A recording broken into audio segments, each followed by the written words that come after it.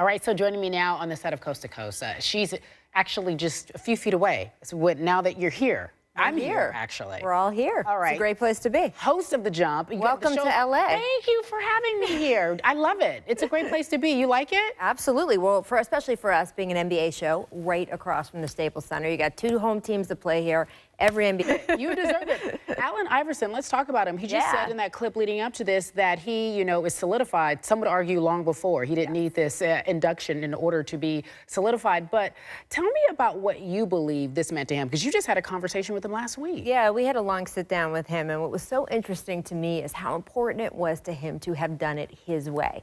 Look, I remember covering Allen as a player, and there were so many forces trying to change him. Change the way he played basketball, change his approach to, well, of course we know famously practice, but everything about the way he dealt with the team. Certainly change the way he dressed, right? The way he did his hair. So the fact that he was able to maintain, Chris said, I grew up in North Carolina. He said, look, I get it. I know how big Michael Jordan is. But Chris Paul said to him, Allen Iverson shaped the game more even than Michael Jordan did. Dwayne Wade has said that getting a picture with Allen Iverson at the All-Star game in Toronto recently was one of the highlights of his year. Right. I mean, there are people who are fan people. In hair and makeup, and I ran up and I was like, get the selfie out. And I was like, you were like, not today, Carrie. No, I'm kidding.